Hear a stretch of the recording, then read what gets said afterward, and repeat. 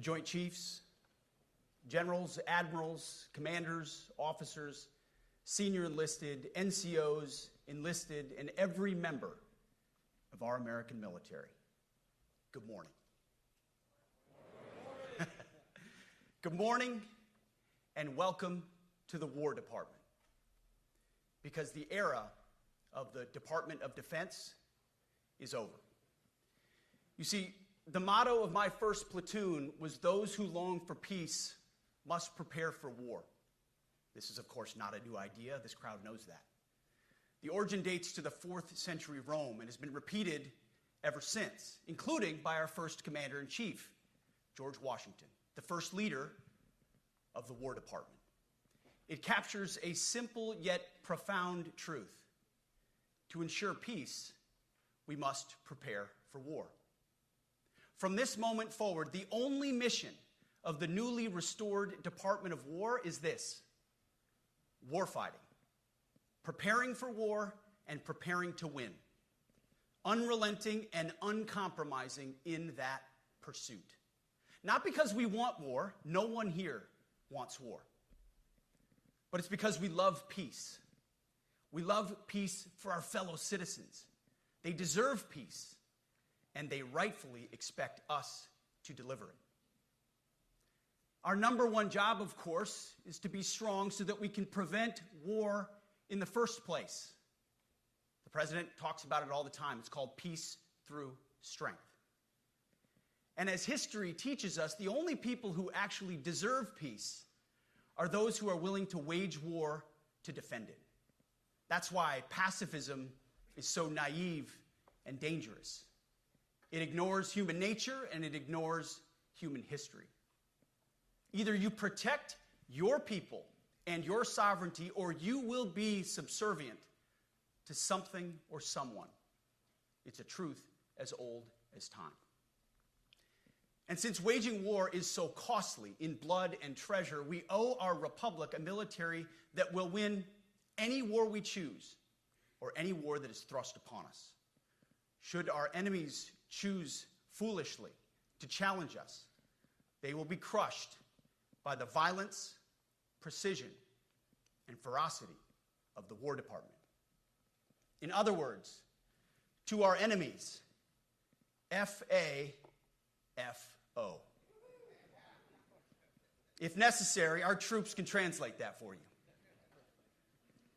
Another way to put it is peace through strength, brought to you by the warrior ethos. And we are restoring both. As President Trump has said, and he's right, we have the strongest, most powerful, most lethal, and most prepared military on the planet. That is true, full stop. Nobody can touch us. It's not even close. This is true largely because of the historic investments that he made in his first term, and we will continue in this term. But it's also true because of the leaders in this room and the incredible troops that you all lead. But the world, and as the chairman mentioned, our enemies get a vote. You feel it, I feel it. This is a moment of urgency, mounting urgency. Enemies gather, threats grow. There is no time for games. We must be prepared. If we're going to prevent and avoid war, we must prepare now. We are the strength part of peace through strength. And either we're ready to win or we are not. You see, this urgent moment, of course, requires more troops, more munitions, more drones, more Patriots, more submarines, more B-21 bombers. It requires more innovation, more AI in everything and ahead of the curve. More cyber effects, more counter-UAS, more space, more speed. America is the strongest, but we need to get stronger and quickly. The time is now, and the cause is urgent. The moment requires restoring and refocusing our defense industrial base, our shipbuilding industry, and onshoring all critical components. It requires, as President Trump has done, getting our allies and partners to step up and share the burden. America cannot do everything. The free world requires allies with real hard power, real military leadership, and real military capabilities. The War Department is tackling and prioritizing all of these things. And I'll be giving a speech next month that'll showcase the speed, innovation, and generational acquisition reforms we are undertaking urgently. Likewise, the nature of the threats we face in our hemisphere and in deterring China is another speech for another day, coming soon. This speech today, as I drink my coffee, this speech today is about people, and it's about culture. The topic today is about the nature of ourselves.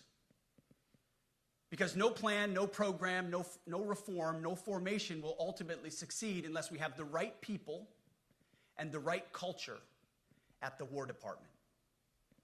If I've learned one core lesson in my 8 months in this job, it's that personnel is policy. Personnel is policy. The best way to take care of troops is to give them good leaders committed to the warfighting culture of the department. Not perfect leaders, good leaders. Competent, qualified, professional, agile, aggressive, innovative, risk-taking, apolitical, faithful to their oath and to the Constitution. Eugene Sledge, in his World War II memoir, wrote, quote, "War is brutish, inglorious, and a terrible waste. Combat leaves an indelible mark on those who are forced to endure it. The only redeeming factors are my comrades' incredible bravery and their devotion to each other." In combat, there are thousands of variables, as I learned in Iraq and Afghanistan, and as so many of you did in so many more places. Leaders can only control about 3 of them. You control how well you're trained, mostly how well you're equipped, and the last variable is how well you lead. After that, you're on your own. Our warfighters are entitled to be led by the best and most capable leaders. That is who we need you all to be. Even then, in combat, even if you do everything right, you may still lose people because the enemy always gets a vote. We have a sacred duty to ensure that our warriors are led by the most capable and qualified combat leaders. This is one thing you and I can control. And we owe it to the force to deliver it. For too long, we have simply not done that. The military has been forced by foolish and reckless politicians to focus on the wrong things. In many ways, this speech is about fixing decades of decay. Some of it obvious, some of it hidden. Or as the chairman has put it, we are clearing out the debris, removing the distractions, clearing the way for leaders to be leaders. You might say we're ending the war on warriors. I heard someone wrote a book about that. For too long, we've promoted too many uniformed leaders for the wrong reasons, based on their race, based on gender quotas, based on historic so-called firsts. We've pretended that combat arms and non-combat arms are the same thing. We've weeded out so-called toxic leaders under the guise of double-blind psychology assessments, promoting risk-averse, go-along-to-get-along conformists instead. You name it, the department did it. Foolish and reckless political leaders set the wrong compass heading, and we lost our way. We became the woke department, but not anymore. Right now, I'm looking out at a sea of Americans who made a choice when they were young men and young women to do something most Americans will not, to serve something greater than yourself, to fight for God and country, for freedom and the Constitution. You made a choice to serve when others did not, and I commend you. You are truly the best of America. But this does not mean, and this goes for all of us, that our path to this auditorium on this day was a straight line, or that the conditions of the formations we lead are where we want them to be. You love your country, and we love this uniform, which is why we must do better. We just have to be honest. We have to say with our mouths what we see with our eyes, to just tell it like it is in plain English, to point out the obvious things right in front of us. That's what leaders must do. We cannot go another day without directly addressing the plank in our own eye, without addressing the problems in our own commands and in our own formations.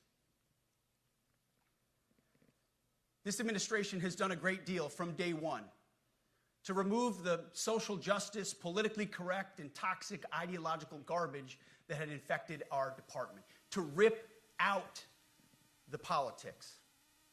No more identity months, DEI offices, dudes in dresses. No more climate change worship. No more division, distraction, or gender delusions. No more debris. As I've said before, and will say again, we are done with that shit. I've made it my mission to uproot the obvious distractions that made us less capable and less lethal. That said, the War Department requires the next step. Underneath the woke garbage is a deeper problem, and a more important problem that we are fixing and fixing fast. Common sense is back at the White House, so making the necessary changes is actually pretty straightforward. President Trump expects it. And the litmus test for these changes is pretty simple. Would I want my eldest son, who is 15 years old,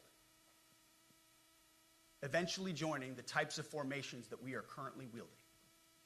If in any way the answer to that is no, or even yes, but, then we're doing something wrong.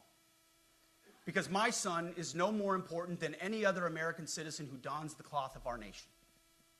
He is no more important than your son. All precious souls made in the image and likeness of God.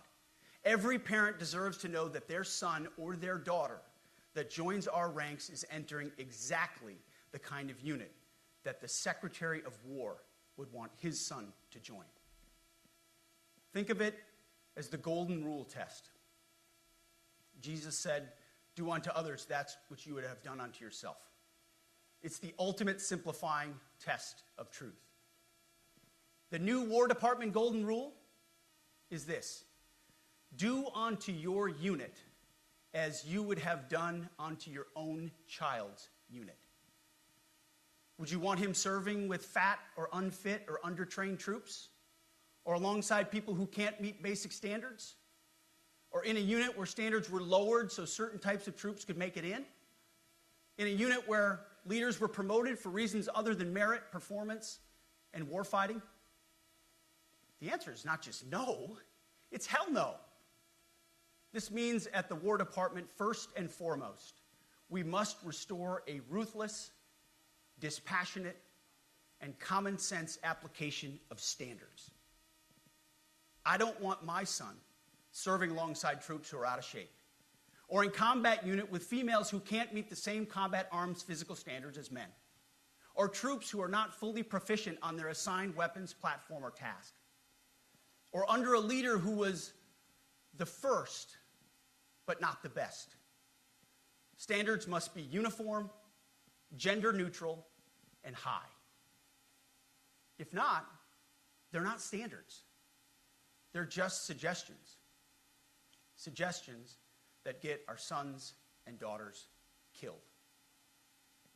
When it comes to combat arms units, and there are many different stripes across our joint force, the era of politically correct, overly sensitive, don't hurt anyone's feelings leadership ends right now. At every level, either you can meet the standard, either you can do the job, either you are disciplined, fit, and trained, or you are out. And that's why today, at my direction, and this is the first of 10 Department of War directives that are arriving at your commands as we speak and in your inbox. Today, at my direction, each service will ensure that every requirement for every combat MOS, for every designated combat arms position, returns to the highest male standard only. Because this job is life or death. Standards must be met. And not just met, at every level we should seek to exceed the standard, to push the envelope, to compete. It's common sense. and core to who we are and what we do. It should be in our DNA.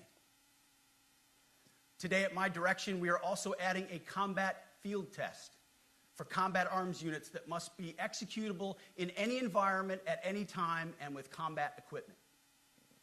These tests, they'll look familiar. They'll resemble the Army Expert Physical Fitness Assessment or the Marine Corps Combat Fitness Test. I'm also directing that warfighters in combat jobs execute their service fitness test at a gender-neutral, age-normed male standard scored above 70%. It all starts with physical fitness and appearance. If the Secretary of War can do regular, hard PT, so can every member of our joint force. Frankly, it's tiring to look out at combat formations, or really any formation, and see fat troops. Likewise, it's completely unacceptable to see fat generals and admirals in the halls of the Pentagon and leading commands around the country and the world. It's a bad look. It is bad, and it's not who we are. So whether you're an airborne ranger or a chairborne ranger, a brand new private or a 4-star general, you need to meet the height and weight standards and pass your PT test. And as the chairman said, yes, there is no PT test. But today, at my direction, every member of the joint force at every rank is required to take a PT test twice a year, as well as meet height and weight requirements twice a year, every year of service. Also today, at my direction, every warrior across our joint force is required to do PT every duty day. It should be common sense. I mean, most units do that already, but we're codifying it. And we're not talking like hot yoga and stretching. Real hard PT, either as a unit or as an individual. At every level, from the Joint Chiefs to everyone in this room to the youngest private, leaders set the standard. And so many of you do this already. Active, Guard, and Reserve. This also means grooming standards. No more beards, long hair, superficial individual expression. We're going to cut our hair, shave our beards, and adhere to standards. Because it's like the broken windows theory of policing. It's like when you let the small stuff go, the big stuff eventually goes. So you have to address the small stuff. This is on duty, in the field, and in the rear. If you want a beard, you can join Special Forces. If not, then shave. We don't have a military full of Nordic pagans. But unfortunately, we have had leaders who either refused to call BS and enforce standards, or leaders who felt like they were not allowed to enforce standards. Both are unacceptable. And that's why today, at my direction, the era of unprofessional appearance is over. No more beardos. The era of rampant and ridiculous shaving profiles is done. Simply put, if you do not meet the male-level physical standards for combat positions, cannot pass a PT test, or don't want to shave and look professional, it's time for a new position or a new profession. I sincerely appreciate the proactive efforts the secretaries have already taken in some of those areas, service secretaries. And these directives are intended to simply accelerate those efforts. On the topic of standards, allow me a few words to talk about toxic leaders. Upholding and demanding high standards is not toxic. Enforcing high standards, not toxic leadership.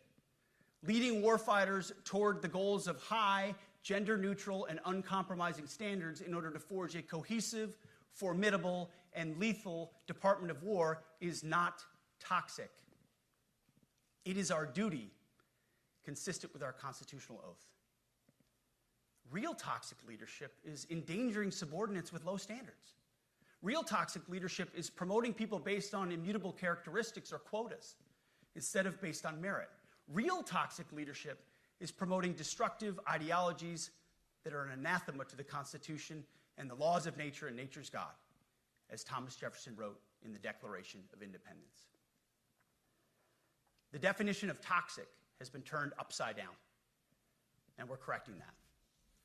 That's why today, at my direction, we're undertaking a full review of the department's definitions of so-called toxic leadership, bullying, and hazing, to empower leaders to enforce standards without fear of retribution or second guessing.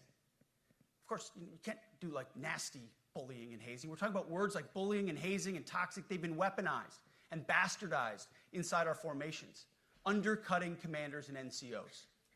No more. Setting, achieving, and maintaining high standards is what you all do. And if that makes me toxic, then so be it. Second, today at our direction, we're ensuring that every service, every unit, every schoolhouse, and every form of professional military education conduct an immediate review of their standards. Now, we've done this in many places already, but today it goes across the entire Department of War. Any place where tried and true physical standards were altered, especially since 2015 when combat arms standards were changed to ensure females could qualify, must be returned to their original standard. Other standards have been manipulated to hit racial quotas as well, which is just as unacceptable. This too must end. Merit only. The president talks about it all the time, merit-based. Here are two basic frameworks I urge you to pursue in this process. Standards I call, my staff's heard all about them, the 1990 test and the E6 test. The 1990s test is simple. What were the military standards in 1990? And if they have changed, tell me why. Was it a necessary change based on the evolving landscape of combat? Or was the change due to a softening, weakening, or gender-based pursuit of other priorities? 1990s seems to be as good a place to start as any. And the E6 test. Ask yourself, does what you're doing make the leadership, accountability, and lethality efforts of an E6, or frankly an O3, does it make it easier or more complicated? Does the change empower staff sergeants, petty officers, and tech sergeants to get back to basics? The answer should be a resounding yes. The E6 test, or O3 test, clarifies a lot, and it clarifies quickly. Because war does not care if you're a man or a woman. Neither does the enemy. Nor does the weight of your rucksack, the size of an artillery round, or the body weight of a casualty on the battlefield who must be carried. This, and I want to be very clear about this, this is not about preventing women from serving.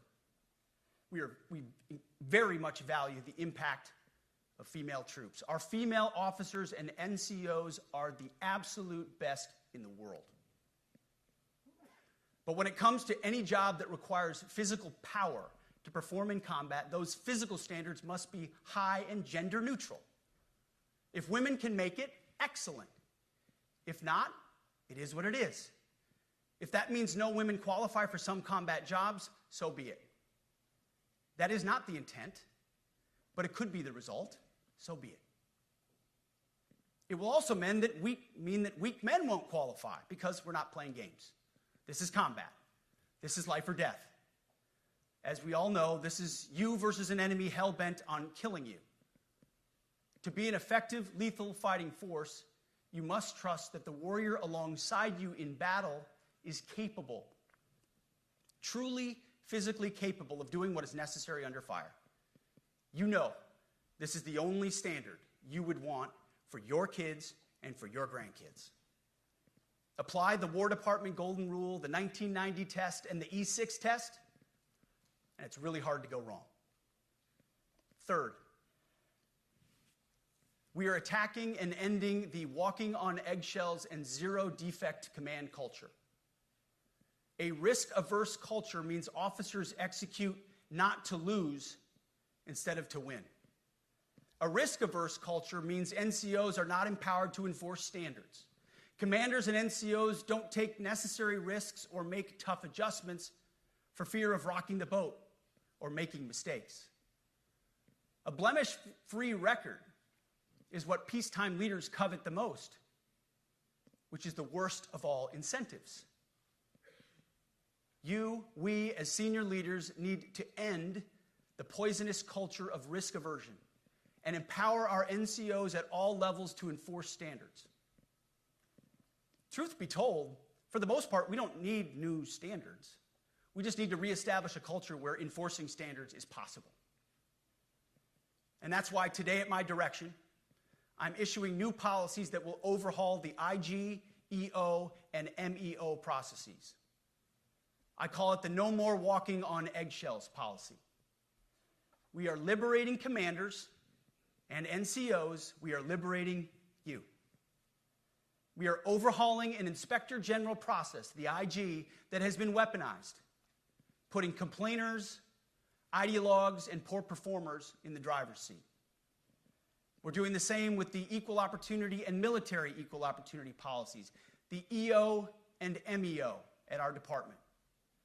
No more frivolous complaints, no more anonymous complaints, no more repeat complainants, no more smearing reputations, no more endless waiting, no more legal limbo, no more sidetracking careers, no more walking on eggshells. Of course, being a racist has been illegal in our formation since 1948. The same goes for sexual harassment. Both are wrong and illegal. Those kinds of infractions will be ruthlessly enforced. But telling someone to shave or get a haircut or to get in shape or to fix their uniform or to show up on time or to work hard, that's exactly the kind of discrimination we want. We are not civilians. You are not civilians. You are set apart for a distinct purpose. So we, as a department, need to stop acting and thinking like civilians and get back to basics and put the power back in the hands of commanders and NCOs. Commanders and NCOs who make life and death decisions. Commanders and NCOs who enforce standards and ensure readiness. Commanders and NCOs who, in this War Department, have to look in the mirror and have to pass the golden rule test. My kids, your kids, America's sons and daughters. So I urge you all here today and those watching, take this guidance and run with it. The core of this speech is the 10 directives we're announcing today. They were written for you, for Army leadership, for Navy leadership, for Marine Corps leadership, for Air Force leadership, Space Force leadership. These directives are designed to take the monkey off your back and put you, the leadership, back in the driver's seat. Move out with urgency because we have your back. I have your back. And the Commander-in-Chief has your back. And when we give you this guidance, we know mistakes will be made. It's the nature of leadership. But you should not pay for earnest mistakes for your entire career. And that's why today, at my direction, we're making changes to the retention of adverse information on personnel records that will allow leaders with forgivable, earnest, or minor infractions to not be encumbered by those infractions in perpetuity. People make honest mistakes, and our mistakes should not define an entire career. Otherwise, we only try not to make mistakes, and that's not the business we're in. We need risk takers and aggressive leaders and a culture that supports you. Fourth, at the War Department, promotions across the Joint Force will be based on one thing: merit. Colorblind, gender-neutral, merit-based. The entire promotion process, including evaluations of warfighting capabilities, is being thoroughly re-examined. We've already done a lot in this area, but more changes are coming soon. We'll promote top-performing officers and NCOs faster and get rid of poor performers more quickly. Evaluations, education, and field exercises will become real evaluations, not box checks, for every one of us at every level. These same reforms happened before World War II as well. General George Marshall and Secretary of War Henry Stimson did the same thing. And we won a world war because of it. As it happens, when he started the job, Chairman Kane gave me a frame and a photo to hang in my office. A matching frame and photo hangs in his. It's a photo of Marshall and Stimson preparing for World War II. Those two leaders famously kept the door open between their offices for the entirety of the war.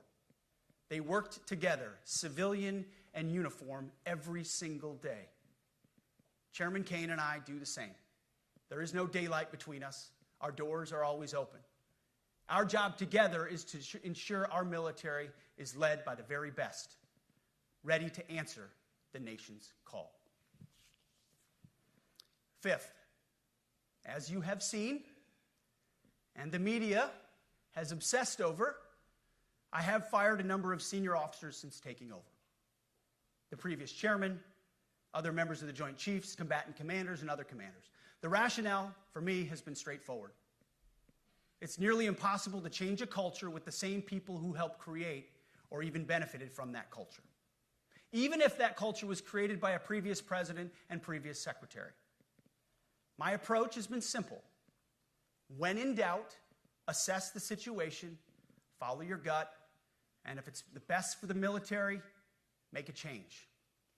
We all serve at the pleasure of the president every single day. But in many ways, it's not their fault. It's not your fault. As foolish and reckless as the woke department was, those officers were following elected political leadership. An entire generation of generals and admirals were told that they must parrot the insane fallacy that, quote, our diversity is our strength. Of course, we know our unity is our strength. They had to put out dizzying DEI and LGBTQI plus statements. They were told females and males are the same thing, or that males who think they're females is totally normal. They were told that we need a green fleet and electric tanks. They were told to kick out Americans who refuse an emergency vaccine. They followed civilian policies set by foolish and reckless political leaders. Our job, my job, has been to determine which leaders simply did what they must to answer the prerogatives of civilian leadership, and which leaders are truly invested in the woke department, and therefore incapable of embracing the War Department and executing new lawful orders. That's it. It's that simple. So for the past 8 months, we've gotten a good look under the hood of our officer corps. We've done our best to thoroughly assess the human terrain. We've had to make trade-offs and some difficult decisions. It's more of an art than a science. We have been and will continue to be judicious, but also expeditious. The new compass heading is clear. Out with the Shirellis, the Mackenzies, and the Millies, and in with the Stockdales, the Schwarzkopfs, and the Pattons. More leadership changes will be made, of that I'm certain. Not because we want to, but because we must. Once again, this is life and death. The sooner we have the right people, the sooner we can advance the right policies. Personnel is policy. But I look out at this group, and I see great Americans. Leaders who have given decades to our great republic, at great sacrifice to yourselves and to your families. But if the words I'm speaking today are making your heart sink, then you should do the honorable thing and resign. We would thank you for your service. But I suspect, I know, the overwhelming majority of you feel the opposite. These words make your hearts full. You love the War Department because you love what you do, the profession of arms. You are hereby liberated to be an apolitical, hard-charging, no-nonsense, constitutional leader that you joined the military to be. We need you locked in on the M, not the D, the E, or the I, not the DEI or the DIE of dime. By that I mean the M, military, of the instruments of national power. We have entire departments across the government dedicated to diplomatic, informational, and economic lines of effort. We do the M. Nobody else does. And our GOFOs need to master it in every domain and every scenario. No more distractions, no more political ideologies, no more debris. Now, of course, we're going to disagree at times. We would not be Americans if we didn't. Being a leader in a large organization like ours means having frank conversations and differences of opinion. You will win some arguments, and you will lose some arguments. But when civilian leaders issue lawful orders, we execute. We are professionals in the profession of arms. Our entire constitutional system is predicated upon this understanding. Now, it seems like a small thing, but it's not. This includes as well the behavior of our troops online. To that end, I want to thank and recognize the services for their new proactive social media policies. Use them. Anonymous, online, or keyboard complaining is not worthy of a warrior. It's cowardice masquerading as conscience. Anonymous, unit-level social media pages that trash commanders, demoralize troops, and undermine unit cohesion must not be tolerated. Again, O3s, E6s. Sixth, we must train and we must maintain. Any moment that we are not training on our mission or maintaining our equipment is a moment we are less prepared for preventing or winning the next war. That is why today, at my direction, we are drastically reducing the ridiculous amount of mandatory training that individuals and units must execute. We've already ended the most egregious. Now we're giving you back real time. Less PowerPoint briefings and fewer online courses, more time in the motor pool, and more time on the range. Our job is to make sure you have the money, equipment, weapons, and parts to train and maintain, and then you take it from there. You all know this because it's common sense. The tougher and the higher the standards in our units, the higher the retention rates in those units. Warriors want to be challenged. Troops want to be tested. When you don't train and you don't maintain, you demoralize. And that's when our best people decide to take their talents to the civilian world. The leaders who created the woke department have already driven out too many hard chargers. We reverse that trend right now. There is no world in which high-intensity war exists without pain, agony, and human tragedy. We are in a dangerous line of work. You are in a dangerous line of work. We may lose good people. But let no warrior cry out from the grave, "If only I had been properly trained." We will not lose warfighters because we failed to train or equip them or resource them. Shame on us if we do. Train like your warriors' lives depend on it, because they do. To that point, basic training is being restored to what it should be: scary, tough, and disciplined. We're empowering drill sergeants to instill healthy fear in new recruits, ensuring that future warfighters are forged. Yes, they can shark attack, they can toss bunks, they can swear, and yes, they can put their hands on recruits. This does not mean they can be reckless or violate the law, but they can use tried and true methods to motivate new recruits, to make them the warriors they need to be. Back to basics at basic as well. Of course, and you know this, basic training is not where mission readiness should end. The nature of the evolving threat environment demands that everyone, in every job, must be ready to join the fight if needed. A core credo of the Marine Corps is every Marine a rifleman. It means that everyone, regardless of MOS, is proficient enough to engage an enemy threat at sea, in the air, or in a so-called rear area. We need to ensure that every member of our uniformed military maintains baseline proficiency in basic combat skills, especially because the next war, like the last, will likely not have a rear area.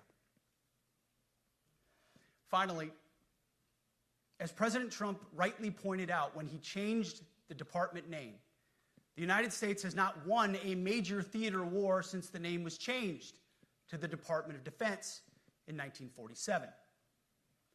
One conflict stands out in stark contrast: the Gulf War. Why?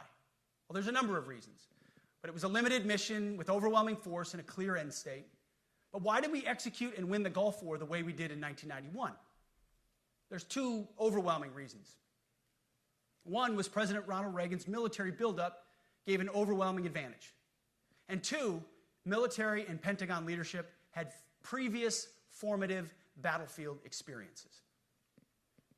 The men who led this department during the Gulf War were mostly combat veterans of the Vietnam War.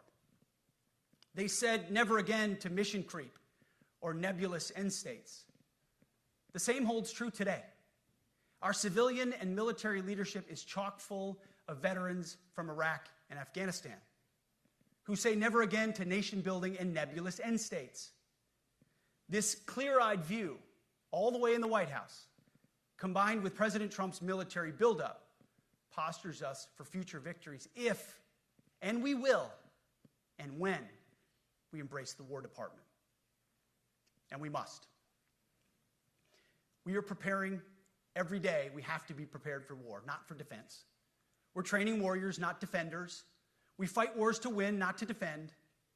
Defense is something you do all the time. It's inherently reactionary and can lead to overuse, overreach, and mission creep. War is something you do sparingly, on our own terms, and with clear aims. We fight to win. We unleash overwhelming and punishing violence on the enemy. We also don't fight with stupid rules of engagement. We untie the hands of our warfighters to intimidate, demoralize, hunt, and kill the enemies of our country. No more politically correct and overbearing rules of engagement. Just common sense, maximum lethality, and authority for warfighters. That's all I ever wanted as a platoon leader. And it's all my E6 squad leaders ever wanted, back to that E6 rule. We let our leaders fight their formations, and then we have their back. It's very simple, yet incredibly powerful. A few months ago, I was at the White House when President Trump announced his Liberation Day for America's trade policy. It was a landmark day. Well, today is another Liberation Day. The liberation of America's warriors, in name, in deed, and in authorities. You kill people and break things for a living. You are not politically correct and don't necessarily belong always in polite society. We are not an army of one. We are a joint force of millions of selfless Americans. We are warriors. We are purpose-built, not for fair weather, blue skies, or calm seas. We were built to load up in the back of helicopters, 5 tons, or Zodiacs in the dead of night, in fair weather or foul, to go to dangerous places, to find those who would do our nation harm, and deliver justice on behalf of the American people in close and brutal combat if necessary. You are different. We fight not because we hate what's in front of us. We fight because we love what's behind us. You see, the Ivy League faculty lounges will never understand us, and that's okay, because they could never do what you do. The media will mischaracterize us, and that's okay, because deep down they know the reason they can do what they do is you. In this profession, you feel comfortable inside the violence so that our citizens can live peacefully. Lethality is our calling card, and victory our only acceptable end state. In closing, a few weeks ago, at our monthly Pentagon Christian prayer service, I recited a commander's prayer. It's a simple yet meaningful prayer for wisdom for commanders and leaders. I encourage you to look it up if you've never seen it. But the prayer, it ends like this. And most of all, Lord, please keep my soldiers safe. Lead them, guide them, protect them, watch over them.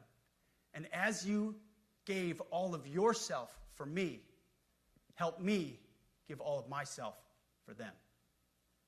And amen. I have prayed this prayer many times since I've had the privilege of being your secretary. And I will continue to pray this prayer for each of you as you command and lead our nation's finest. Go forth and do good things, hard things. President Trump has your back, and so do I. And you'll hear from him shortly. Move out and draw fire, because we are the War Department. Godspeed. Room, attention.